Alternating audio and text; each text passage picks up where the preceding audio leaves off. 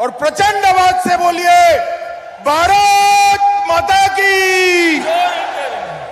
ಭಾರತ್ ಮಾತಾ ಜೈ ಅಂತ ಹೇಳಬೇಕು. अरे मैं बोलूं वही बोलो भैया. ಓಕೆ मैं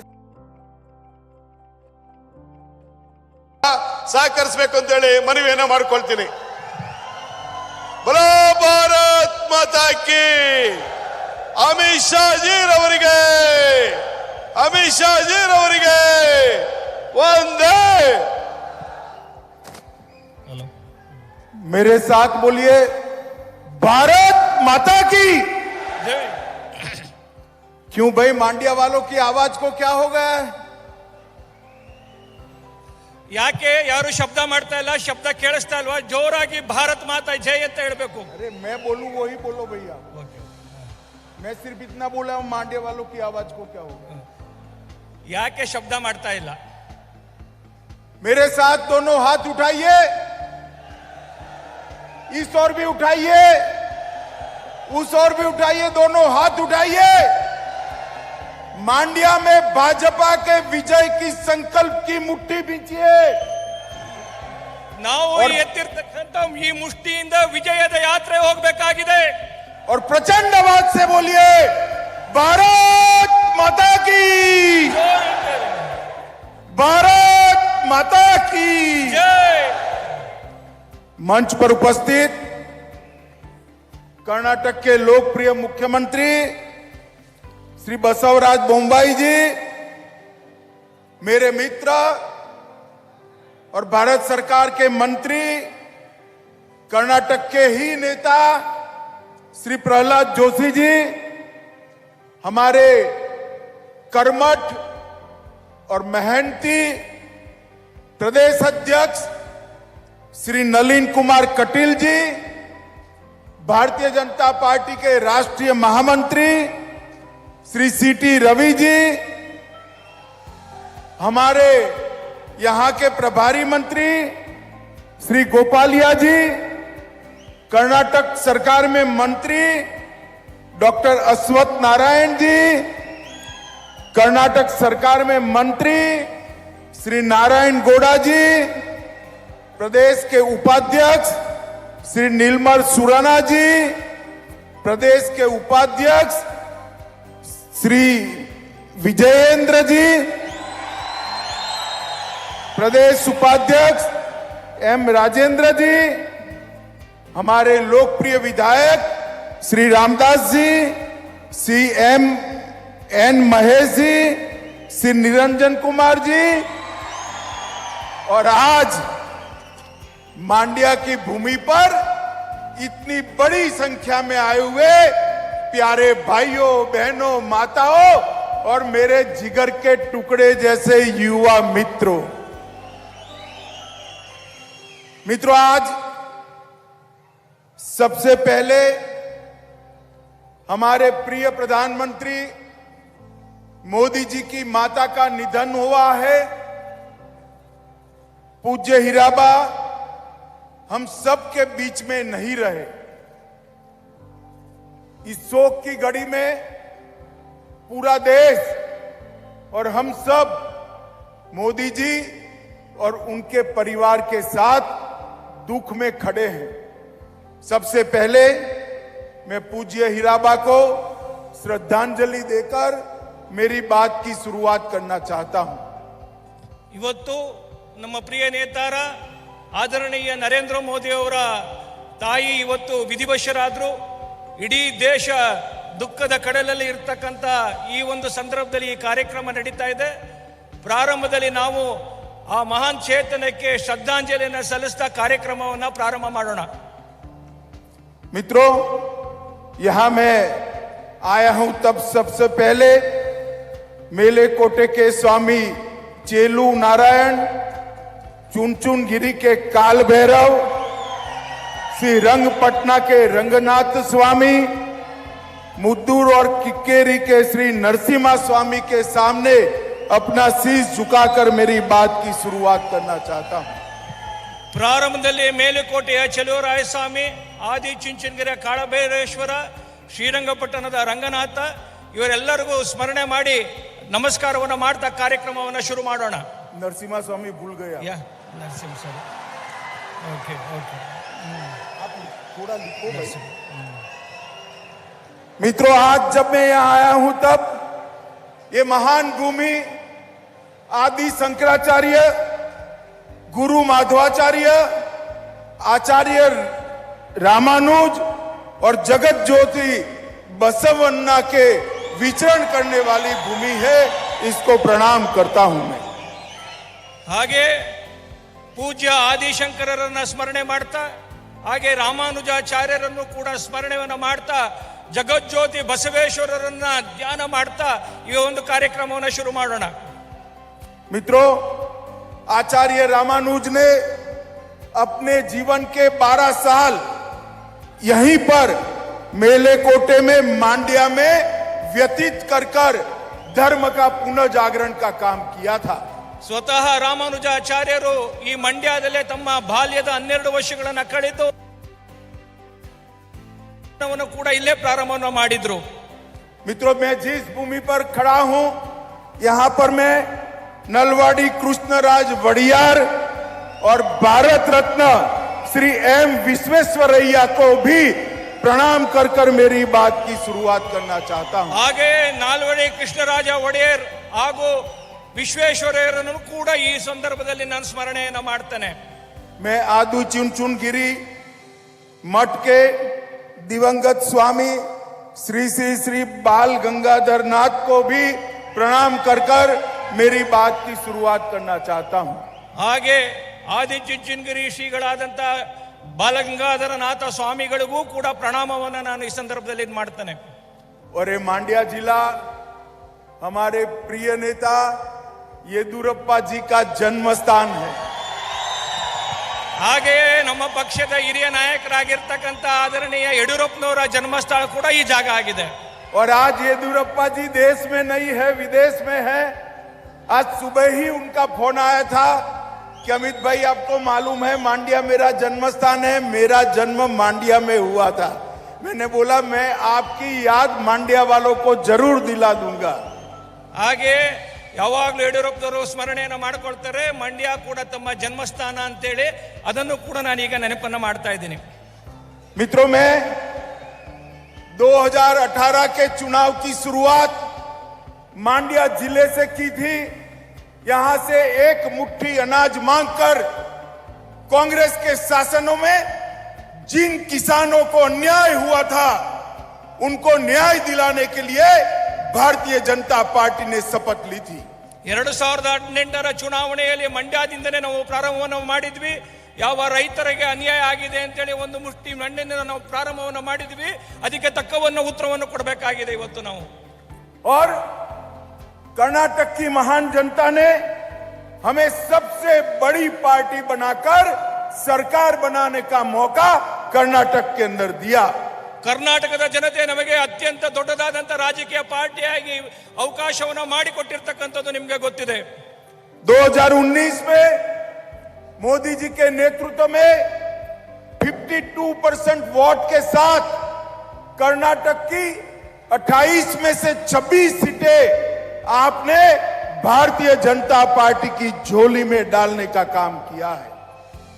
2019ರ ಚುನಾವಣೆ ಒಳಗಡೆ ಕರ್ನಾಟಕದಲ್ಲಿ ಮೋದಿ ಅವರ ನೇತೃತ್ವಕ್ಕೆ ಸುಮಾರು 52% ಓಟನ್ನು ಕೊಡೋದ್ರ ಮುಖಾಂತರ 25 ಸ್ಥಾನದ ಲೋಕಸಭೆಯನ್ನ ಗೆಲ್ಲಿಸತಕ್ಕಂತ ಅವಕಾಶವನ್ನು ಮಾಡಿಕೊಟ್ರಿ। और मित्रों, आज मैं यहां आया हूं, बहुत हो गया जेडीएस कांग्रेस, कांग्रेस जेडीएस।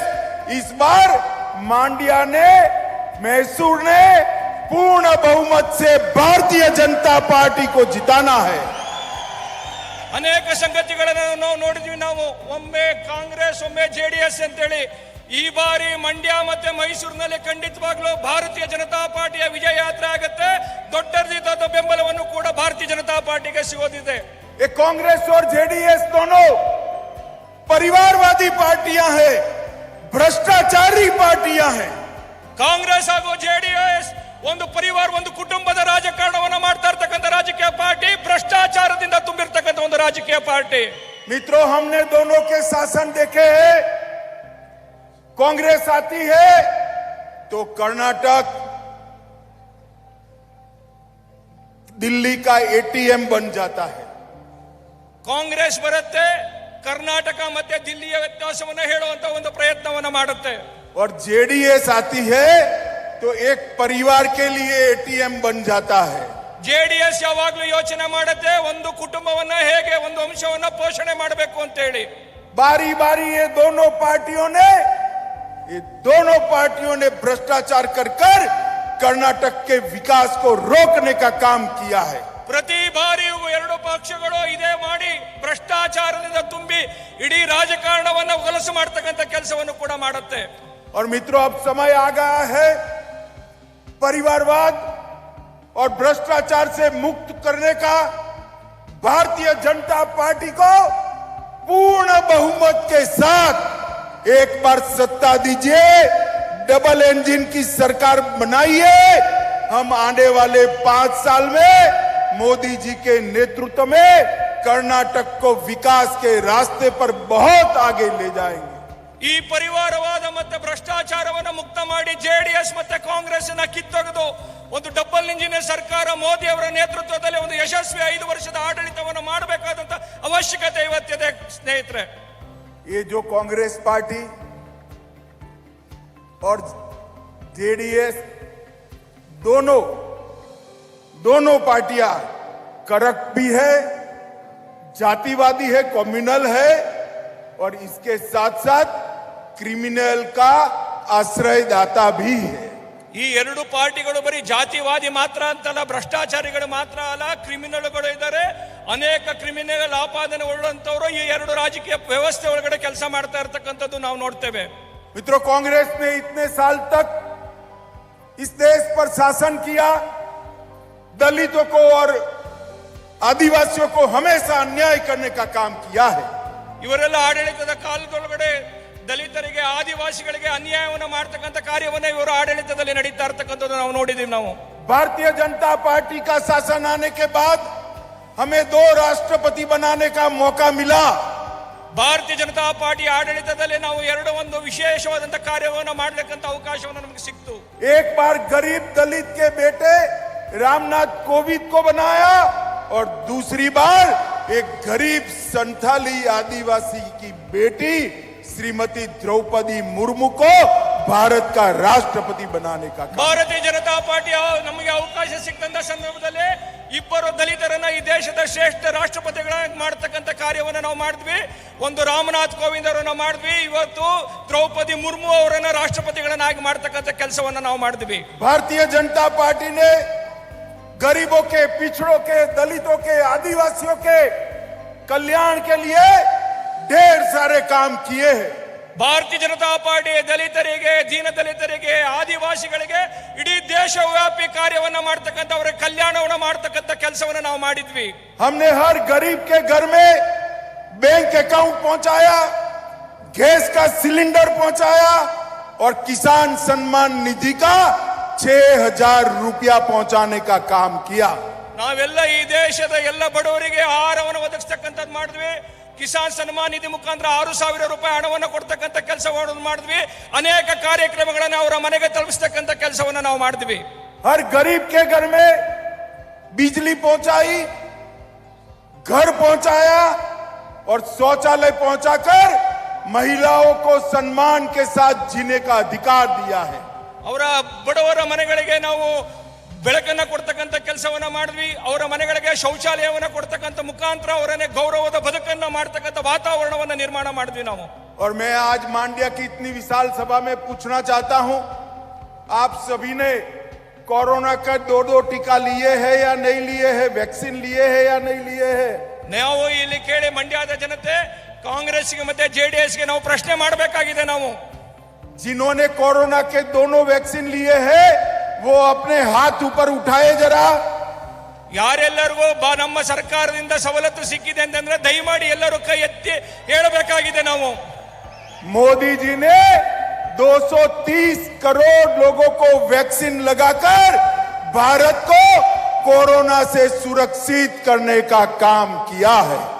ಆದರಣೀಯ ನರೇಂದ್ರ ಮೋದಿ ಅವರು ಇಡೀ ದೇಶದ ಜನ ಕೋವಿಡಿನ ಎಲ್ಲರಿಗೂ ವ್ಯಾಕ್ಸಿನೇಷನ್ ಅನ್ನು ಕೊಡೋದ್ರ ಮುಖಾಂತರ ಭಾರತವನ್ನ ಕೋವಿಡ್ ಮುಕ್ತ ಮಾಡತಕ್ಕಂಥ ಕೆಲಸವನ್ನು ಕೂಡ ಮಾಡಿದ್ರು.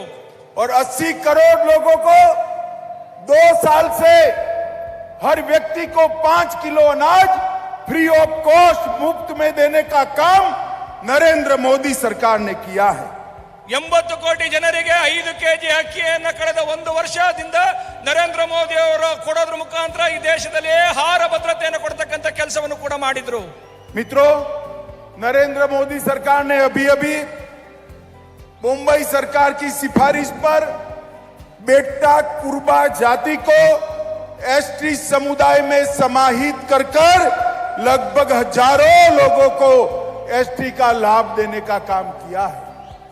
ಸನ್ಮಾನ್ಯ ಬೊಮ್ಮಾಯಿ ಅವರ ಸರ್ಕಾರ, ಆದರಣೀಯ ನರೇಂದ್ರ ಮೋದಿ ಅವರ ಸರ್ಕಾರ ಏನು ಎಸ್ಟಿಗೆ ಬೇಕಾದಂತ ಮೀಸಲಾತಿಯನ್ನು ಕೊಡ್ತಕ್ಕಂತ ಅವರನ್ನ ಆ ಪಟ್ಟಿಗೆ ಸೇರಿಸೋದ್ರ ಮುಖಾಂತರ ಲಕ್ಷಾಂತರ ಜನರಿಗೆ ಪರಿಹಾರವನ್ನ ಸಹಾಯವನ್ನ ಮಾಡತಕ್ಕಂತ ಕೆಲಸವನ್ನು ಕೂಡ ಮಾಡ್ತು. मुझे बताओ मांड्या वालों, आप लोग चाहते थे कि नहीं कि अयोध्या में भगवान श्री राम का मंदिर बने? ತಮ್ಮೆಲ್ಲರಿಗೂ ಗೊತ್ತಿದೆ ಸ್ನೇಹಿತರೆ, ಅಯೋಧ್ಯೆಯಲ್ಲಿ ಭವ್ಯವಾದಂತ ರಾಮ ಮಂದಿರದ ನಿರ್ಮಾಣ ಆಗ್ತಾ ಇದೆಯೋ ಇಲ್ವೋ? जरा जोर से बोलिए, आप राम मंदिर बनना चाहिए या नहीं बनना चाहिए? ಅಲ್ಲಿ ಭವ್ಯವಾದಂತ ರಾಮ ಮಂದಿರ ಕಟ್ಟಬೇಕೋ ಬೇಡವೋ? बाबर के जमाने से ये राम मंदिर बनता नहीं था. कांग्रेस उसको कोर्ट में अटका कर पड़ी थी. मोदी जी ने 2019 में राम जन्मभूमि का शिलान्यास किया. और युवाओं, मैं आपको बताने आया हूं, 1 जनवरी 2024 का रिजर्वेशन अयोध्या का करा लीजिए. अयोध्या में भव्य राम मंदिर वहां पर बनकर तैयार हो जाएगा. ಅನೇಕ ವರ್ಷಗಳು ಕಾಂಗ್ರೆಸ್ ಭವ್ಯವಾದಂತ ರಾಮ ಮಂದಿರದ ನಿರ್ಮಾಣಕ್ಕೆ ಬಹಳ ತೊಂದರೆಯನ್ನು ಕೊಟ್ಟಿದ್ರು ಕೂಡ 2019ನೇ ಇಸ್ವಿ ಒಳಗಡೆ ಶಿಲಾನ್ಯಾಸವನ್ನು ಮಾಡುವ ಮುಖಾಂತರ 2024ಕ್ಕೆ ನಮ್ಮ ಮುಂದೆ ಭವ್ಯವಾದಂತ ರಾಮ ಮಂದಿರದ ನಿರ್ಮಾಣ ಆಗತ್ತೆ. ಇಲ್ಲಿನ ಯುವಕರೇ ಇವತ್ತೇ ಯೋಚನೆ ಮಾಡಿ, ಭವ್ಯವಾದಂತ ರಾಮ ಮಂದಿರದ ನಿರ್ಮಾಣ ಈ ದೇಶದಲ್ಲಿ ಆಗೋದು ತಾವು ನೋಡ್ತಾ ಇದ್ದೀರಿ. मित्रों, मोदी जी ने इसके साथ केदारनाथ, बद्रीनाथ, काशी विश्वनाथ, इसका भी उद्धार करने का काम किया है. ಬರೀ ಇಷ್ಟೇ ಮಾತ್ರ ಅಂತಲ್ಲ, ಏನೆಲ್ಲ ಪುನರುತ್ಥಾನದ ಕಾರ್ಯ ಅದು ಕಾಶಿ ವಿಶ್ವನಾಥನನ್ನ ಮಾಡಿದ್ರು, ಕೇದಾರನಾಥದಲ್ಲಿ ಭವ್ಯವಾದಂತ ನಿರ್ಮಾಣವನ್ನು ಮಾಡತಕ್ಕಂಥ ಕೆಲಸ ಮಾಡಿದ್ರು. ಪ್ರತಿಯೊಂದು ಈ ತರದ ಸಂಗತಿಗಳನ್ನ ನಿರ್ಮಾಣದ ಮುಖಾಂತರ ನಾವು ಕಾರ್ಯವನ್ನು ಮುಂದುವರಿಸ್ತಾ ಇರ್ತಕ್ಕಂಥದ್ದು ನೋಡಿದ್ದೀವಿ ನಾವು. कांग्रेस ने इस मैसूर क्षेत्र के विकास के लिए, जेडीएस ने इस मैसूर क्षेत्र के विकास के लिए, मांड्या के विकास के लिए कुछ नहीं किया. ಕಾಂಗ್ರೆಸ್ ಕರ್ನಾಟಕ ಮತ್ತೆ ಜೆಡಿಎಸ್ ಮೈಸೂರು ಮಂಡ್ಯ ಭಾಗದಲ್ಲಿ ಈ ಭಾಗದ ವಿಕಾಸಕ್ಕೆ ಏನು ಕೆಲಸವನ್ನು ಮಾಡಲಿಲ್ಲ. भारतीय जनता पार्टी ने मैसूर बेंगलोर एक्सप्रेस वे बनाने का काम किया. मौजूदा रेलवे को 2 लेन बनाने का काम किया. इसके इलेक्ट्रिफिकेशन का काम किया. ಭಾರತೀಯ ಜನತಾ ಪಾರ್ಟಿ ಮೈಸೂರು ಮತ್ತು ಬೆಂಗಳೂರಿನ ಮಧ್ಯೆ ಎಕ್ಸ್ಪ್ರೆಸ್ ರೈಲ್ವೆ, ಹಾಗೆ ರೈಲಿಗೆ ಬೇಕಾದಂತ ಡಬಲ್ ಟ್ರ್ಯಾಕ್, ಹಾಗೆ ಎಲೆಕ್ಟ್ರಿಫಿಕೇಶನ್ ಮಾಡತಕ್ಕಂಥ ಕೆಲಸವನ್ನು ಕೂಡ ನಮ್ಮ ಸರ್ಕಾರದ ಅವಧಿಯಲ್ಲಿ ನಾವು ಮಾಡಿದ್ವಿ. नहीं, रेलवे का मैं बोम्बाई जी को बहुत बहुत अभिनंदन देना चाहता हूं. आपकी माई शुगर फैक्ट्री बंद थी, वो माई शुगर फैक्ट्री को चालू करने का काम हमारे ऐसा बोम्बाई जी ने किया. ನಾನು ಬೊಮ್ಮಾಯಿ ಅವರಿಗೂ ಕೂಡ ಅಭಿನಂದನೆಯನ್ನು ಸಲ್ಲಿಸ್ತೇನೆ. ಏನು ಮಂಡ್ಯದ ಮೈ ಶುಗರ್ ಕಾರ್ಖಾನೆ ನಿಂತು ಹೋಗಿತ್ತು, ಅದನ್ನು ಪುನರಾರಂಭ ಮಾಡತಕ್ಕಂಥ ಕೆಲಸವನ್ನು ಮಾಡಿದ್ರೆ ಅದಕ್ಕೆ ನಾನು ಮಾನ್ಯ ಮುಖ್ಯಮಂತ್ರಿಗಳಿಗೆ ಅಭಿನಂದನೆಯನ್ನು ಕೂಡ ಸಲ್ಲಿಸ್ತೇನೆ. मित्रों, मोदी जी ने किसानों के लिए ढेर सारे काम किए हैं. मोदी जी ने 6,000 रुपया किसान कल्याण निधि भेजी. येदुरप्पा जी ने इसके साथ 4,000 रुपया जोड़कर हर साल हर किसान को 10,000 रुपया सीधा इसके बैंक अकाउंट में भेजने का काम ये भारतीय जनता पार्टी की दोनों सरकारों ने किया. ಭಾರತೀಯ ಜನತಾ ಪಾರ್ಟಿ ಇಲ್ಲಿಯ ರೈತರಿಗೆ ಏನು ಮೋದಿ ಅವರು ಕೊಟ್ಟಿರ್ತಕ್ಕಂಥ 6,000 ರೂಪಾಯಿ, ಹಾಗೆ ಸನ್ಮಾನ್ಯ ಯಡಿಯೂರಪ್ಪನವರು ಕೊಟ್ಟಿರ್ತಕ್ಕಂಥ 4,000 ರೂಪಾಯಿ, ಒಟ್ಟು 10,000 ರೂಪಾಯಿಯನ್ನ ಅನೇಕ ರೈತರಿಗೆ, ಲಕ್ಷಾಂತರ ರೈತರಿಗೆ ಕರ್ನಾಟಕದಲ್ಲಿ ಕೊಡ್ತಕ್ಕಂಥ ಕೆಲಸವನ್ನು ನಾವು ಮಾಡಿದ್ವಿ. और अब तक कर्नाटक के 50 लाख किसानों को 11,000 करोड़ रुपया सीधा बैंक अकाउंट में देने का काम केंद्र और कर्नाटक की भारतीय जनता पार्टी की सरकार ने किया है।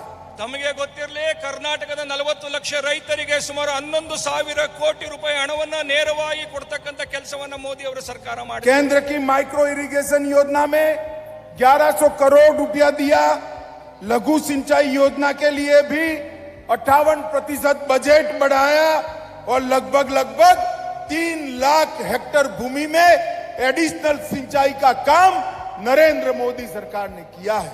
ನರೇಂದ್ರ ಮೋದಿ ಅವರ ಸರ್ಕಾರ ರೈತರ ಕೃಷಿಗೆ ಉತ್ತೇಜನ ಕೊಡ್ತಕ್ಕಂತ ಸುಮಾರು 1200 ಕೋಟಿ ರೂಪಾಯಿ ವಿಶೇಷ ಸವಲತ್ತು ಮುಖಾಂತರ ಈ ಭಾಗದೊಳಗಡೆ ಸುಮಾರು 3 ಲಕ್ಷ ಹೆಕ್ಟೇರ್ಗಳಲ್ಲಿ ಬೆಳೆಗೆ ಬೇಕಾದಂತ ಸಂಗತಿಗಳನ್ನು ಕೊಡ್ತಕ್ಕಂತ ಕೆಲಸವನ್ನು ನಾವು ಮಾಡಿದ್ವಿ। मोदी येदुरप्पा जी और बसवराज बोम्माई ने 3 साल में कृषि के लिए 13,900 करोड़ रुपया किसानों के लिए आवंटित कर पहली बार किसान की सरकार होने का गर्व हासिल किया है। ಸನ್ಮಾನ್ಯ ಯಡಿಯೂರಪ್ಪನವರು ಹಾಗೆ ಆದರಣೀಯ ಬಸವರಾಜ ಬೊಮ್ಮಾಯಿ ಅವರ ಸರ್ಕಾರ ಈ ರಾಜ್ಯದ ರೈತರಿಗೋಸ್ಕರ ಕಳೆದ 3 ವರ್ಷಗಳಲ್ಲಿ ಇಷ್ಟು ದೊಡ್ಡ ಪ್ರಮಾಣದ 13,000 ಕೋಟಿ ಅಷ್ಟು ದೊಡ್ಡದಾದಂತ ರೈತರ ಬೆಳವಣಿಗೆಗೆ ಅವರಿಗೆ ಕೃಷಿಗೆ ಬೇಕಾದಂತ ಉತ್ತೇಜನವನ್ನು ಕೊಡ್ತಕ್ಕಂತ ಕೆಲಸವನ್ನ ಮಾಡ್ತು। येदुरप्पा जी और बसवराज जी के कार्यकाल में 2,80,000 करोड़ का इन्वेस्टमेंट लाकर कर्नाटक के औद्योगिक विकास को गति देने का काम ये भारतीय जनता पार्टी ने किया है। ಕರ್ನಾಟಕದಲ್ಲಿ ಸನ್ಮಾನ್ಯ ಯಡಿಯೂರಪ್ಪನವರು, ಸನ್ಮಾನ್ಯ ಬೊಮ್ಮಾಯಿ ಅವರ ನೇತೃತ್ವದಲ್ಲಿ ಸುಮಾರು 2,80,000 ಕೋಟಿ ರೂಪಾಯಿಯಷ್ಟು ಈ ರಾಜ್ಯದ ಒಟ್ಟು ಉತ್ಪಾದನೆಗೋಸ್ಕರ ವಿನಿಯೋಗಿಸ್ತಕ್ಕಂಥ ಬಂಡವಾಳವನ್ನು ತೊಡಗಿಸ್ತಕ್ಕಂಥ ಕಾರ್ಯವನ್ನು ಕೂಡ ಈ ನಮ್ಮ ಸಂದರ್ಭದಲ್ಲಿ ನಡೀತು। बसवराज जी के नेतृत्व में कर्नाटक को 2 साल से नीति आयोग का इंडिया इनोवेटिव इंडेक्स का सबसे ज्यादा नवाचार करने वाला राज्य बनने का मौका मिला है। ನೀತಿ ಆಯೋಗ ಕೊಡ್ತಕ್ಕಂತ ಏನು ಘೋಷಣೆ ಮಾಡ್ತಕ್ಕಂತ ಒಂದು ಇನೋವೇಟಿವ್ ಐಡಿಯಾಸ್ ಆಫ್ ಏನು ನಾವು ಅಡ್ಮಿನಿಸ್ಟ್ರೇಷನ್ ಅಂತಿದೆ, ಅದಕ್ಕೆ ನೀತಿ ಆಯೋಗ ಕರ್ನಾಟಕವನ್ನು ಯಾವತ್ತೂ ಕೂಡ 1ನೇ ಸ್ಥಾನವನ್ನು ನೋಡ್ತಕ್ಕಂತ ಕೆಲಸವನ್ನು ಕೂಡ ನಮ್ಮ ಆಡಳಿತದ ಅವಧಿಯಲ್ಲಿ ಆಯಿತು। 8,000 करोड़ का बेंगलुरु मैसूर हाईवे, 20,000 करोड़ का बेंगलुरु हैदराबाद हाईवे भारतीय जनता पार्टी की सरकार ने बनाया है। ಹಾಗೆ ಮೈಸೂರು ಮತ್ತು ಬೆಂಗಳೂರು ಮಧ್ಯೆ ಇರತಕ್ಕಂತ ಎಕ್ಸ್ಪ್ರೆಸ್ ಹೈವೇ, ಆಗ ಬೆಂಗಳೂರು ಮತ್ತು ಹೈದರಾಬಾದ್ ಮಧ್ಯೆ ಸುಮಾರು 20,000 ಕೋಟಿ ರೂಪಾಯಿ ಹಣವನ್ನು ವಿನಿಯೋಗ ಮಾಡ್ತಾ ದೊಡ್ಡ ಎಕ್ಸ್ಪ್ರೆಸ್ ಹೈವೇ ಕೂಡ ಮಾಡ್ತಕ್ಕಂತ ಕೆಲಸವನ್ನು ನಾವು ಮಾಡ್ತಾ ಇದ್ದೀವಿ।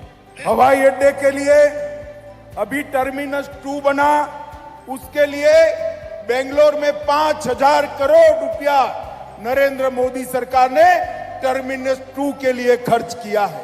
ಒಟ್ಟು ಬೆಂಗಳೂರು ಮತ್ತು ಸುತ್ತಮುತ್ತ ವಿಕಾಸ ಅಲ್ಲಿಗೆ ಆಗಬೇಕಾದಂತ ಅಭಿವೃದ್ಧಿಗೋಸ್ಕರ ಸುಮಾರು 5 ಲಕ್ಷ ಕೋಟಿಯನ್ನು ವಿನಿಯೋಗಿಸತಕ್ಕಂತ ಯೋಚನೆಯನ್ನು ಕೂಡ ನರೇಂದ್ರ ಮೋದಿ ಅವರ ಸರ್ಕಾರ ಮಾಡಿರತಕ್ಕಂಥದ್ದು। और मित्रों, रेलवे के बजट के अंदर 629 करोड़ % की वृद्धि की है। ಹಾಗೆ ರೈಲ್ವೆ ಬಜೆಟ್ ನಲ್ಲಿ ಸುಮಾರು 635% ಅಷ್ಟು ಏನು ಮೊದಲು ಬಜೆಟ್ ಇತ್ತು ಅದಕ್ಕೆ ಜಾಸ್ತಿ ಮಾಡತಕ್ಕಂತ ಕೆಲಸವನ್ನು ಕೂಡ ನಾವು ಮಾಡಿದ್ವಿ। अंत में मैं इतना ही कहना चाहता हूं मित्रों, 2024 के चुनाव के पहले कर्नाटक का चुनाव है। कर्नाटक के अंदर मैसूर मांड्या क्षेत्र के लोग इस बार भारतीय जनता पार्टी को विजयी बनाए। मोदी जी के आप हाथ मजबूत करिए और देश को सुरक्षित बनाने का काम करिए। ನಾನು ಕಡೆಯದಾಗಿ ಇಷ್ಟೇ ಕೇಳ್ತೀನಿ, ಮೈಸೂರು ಮತ್ತೆ ಈ ಭಾಗದ ಹಳೆ ಮೈಸೂರು ಪ್ರಾಂತ್ಯದೊಳಗಡೆ ತಾವೆಲ್ಲರೂ ಕೂಡ ಆದರಣೀಯ ನರೇಂದ್ರ ಮೋದಿ ಅವರ ನೇತೃತ್ವದ ಭಾರತೀಯ ಜನತಾ ಪಾರ್ಟಿ ಹಾಗೂ ಕರ್ನಾಟಕದ ಸನ್ಮಾನ್ಯ ಬೊಮ್ಮಾಯಿ ಅವರ ನೇತೃತ್ವದ ಸರ್ಕಾರಕ್ಕೆ ದೊಡ್ಡದಾದಂತ ಬೆಂಬಲವನ್ನು ಕೊಡಬೇಕಾಗಿದೆ। ये जब सिद्धरामैया की सरकार थी, 1700 पीएफआई कैडर को इनके पर हुए केस वापस लेने का काम किया था और भारतीय जनता पार्टी की नरेंद्र मोदी सरकार ने पीएफआई को बैन कर सबको जेल में डालने का काम किया। ಹಿಂದೆ ಸಿದ್ದರಾಮಯ್ಯನವರ ಅವಧಿ ಒಳಗಡೆ ಕರ್ನಾಟಕದೊಳಗಡೆ PFI ಅನ್ನುವರ ಸುಮಾರು 156 ಕೇಸ್ಗಳನ್ನು ವಾಪಸ್ ತೆಗೆದುಕೊಂಡು ಏನು ಅನಾಹುತ ರಾಜ್ಯದಲ್ಲಿ ಆಗ್ಲಿಕ್ಕೆ ಅವಕಾಶ ಮಾಡಿಕೊಟ್ಟಿದ್ರು. ಆದ್ರೆ ನರೇಂದ್ರ ಮೋದಿ ಅವರ ನೇತೃತ್ವದ ಸರ್ಕಾರ PFI ಅನ್ನು ಬ್ಯಾನ್ ಮಾಡೋದ್ರ ಮುಖಾಂತರ ಕರ್ನಾಟಕದ ಒಂದು ಭಯೋತ್ಪಾದಕ ಸಂಘಟನೆಯನ್ನ ನಿಷೇಧವನ್ನು ಮಾಡತಕ್ಕಂತ ಕೆಲಸವನ್ನು ಕೂಡ ಮಾಡ್ತು। और मित्रों, मुझे बताइए जरा जोर से सभी लोग बोलना, ये कश्मीर हमारा है या नहीं है? ನಾವೆಲ್ಲರೂ ಕೂಡ ಧ್ವನಿ ಎತ್ತಿ ಹೇಳಬೇಕಾಗಿದೆ, ಈ ಕಾಶ್ಮೀರ ನಮ್ಮದಾ ಇಲ್ವಾ ಅಂತ ಹೇಳ್ತೇವೆ. धारा 370 हटनी चाहिए या नहीं हटनी चाहिए थी? और एक कांग्रेस पार्टी अब तक धारा 370 को बचाकर चलती थी। 5 अगस्त 2019 को नरेंद्र मोदी जी ने धारा 370 को समाप्त कर आतंकवाद पर खात्मा बुलाने का काम किया है। ಯಾವ ಕಾಶ್ಮೀರಕ್ಕೆ ಕೊಟ್ಟಿರತಕ್ಕಂತ 370ರ ವಿಧಿಯನ್ನ ತೆಗೆದುಹಾಕಿ ನರೇಂದ್ರ ಮೋದಿ ಅವರು ಕಾಶ್ಮೀರವನ್ನು ಭಾರತದ ಮುಖ್ಯ ಪ್ರವಾಹದಲ್ಲಿ ಸೇರಿಸತಕ್ಕಂತ ಒಂದು ಕೆಲಸವನ್ನು ಕೂಡ ಮಾಡಿದ್ರು. अंत में मैं इतना ही कहना चाहता हूं, आजादी के अमृत महोत्सव में मोदी जी का संकल्प है कि जब देश आजादी की शताब्दी मनाए, देश दुनिया में पहले नंबर पर हो। वो संकल्प पूरा करना है, देश को समृद्ध बनाना है, देश के गरीबों का कल्याण करना है और देश को सुरक्षित बनाना है, तो भारतीय जनता पार्टी को मजबूत करना पड़ेगा।